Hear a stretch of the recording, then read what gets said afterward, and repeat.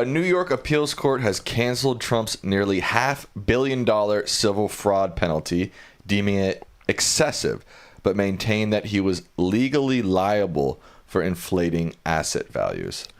Yeah, this was one of the most perplexing decisions. I still don't really get it. It's very hard to get, and even the news articles about it don't really explain it clearly. They were like, out of the 5 judges, there were like 3 different opinions, all of which suggested a different outcome. Some wanted it to go back to the trial. Some wanted it eliminated entirely. Some wanted it to go to the Supreme Court. Any rate, Trump regards this as a big victory. It's not. As I said, this was a totally fractured, unclear opinion. But the critical thing was, guess what? They still held you liable for massive fraud. The only issue is how much you should be paying for this transgression.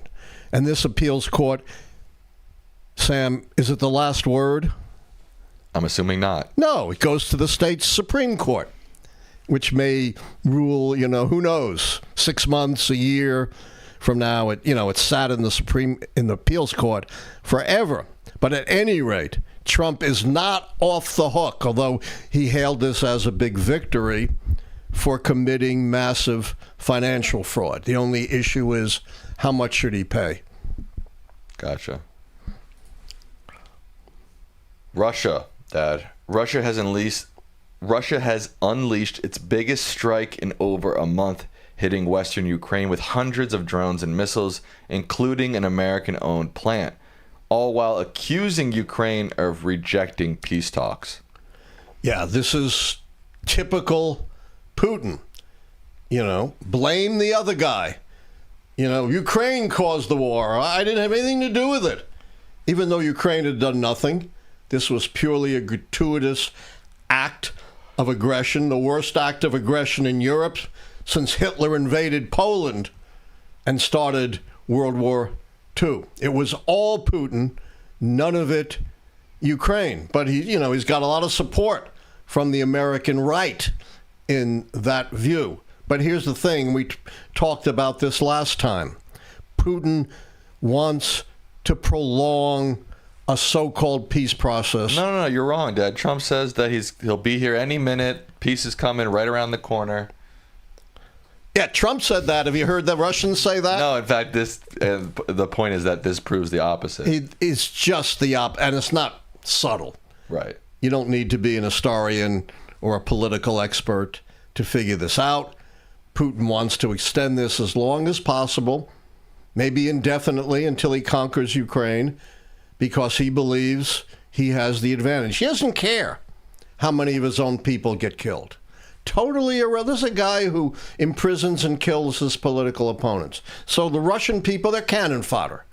Hundreds of thousands, 1 million or more lives, doesn't matter. All that matters to Putin is his imperial ambitions.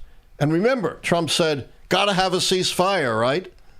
Right. And if you don't have a ceasefire, the consequences are going to be severe. Right. But we didn't get a ceasefire. We got the opposite, an escalation of the war. And what were the consequences for Putin and Russia? Nada. Zero. Nada. That's concerning. Alina Haba.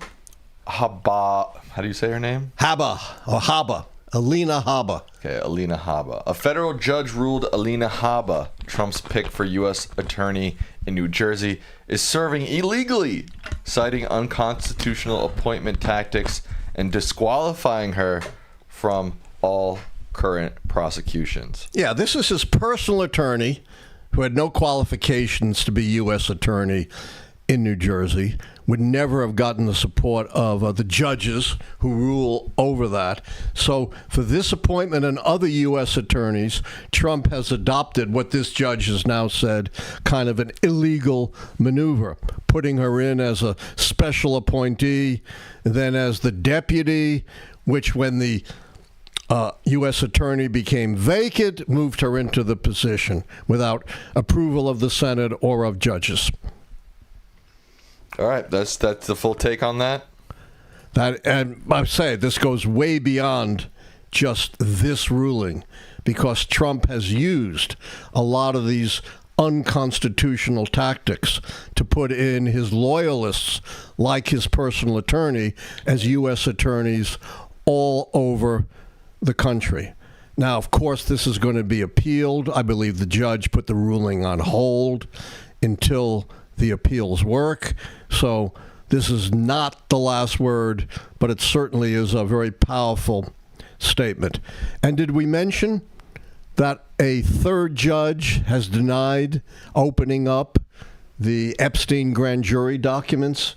No, we didn't. Go ahead. I think that's worth mentioning. 3 judges now have called Trump out for his obvious deflection, right? Right. Remember, Bondi had those Epstein files right in her desk and was ready to release them. And there are no such files. They don't exist. Now, they do exist, and who knows, what they'll release. Liar. But as a deflection, She's a liar.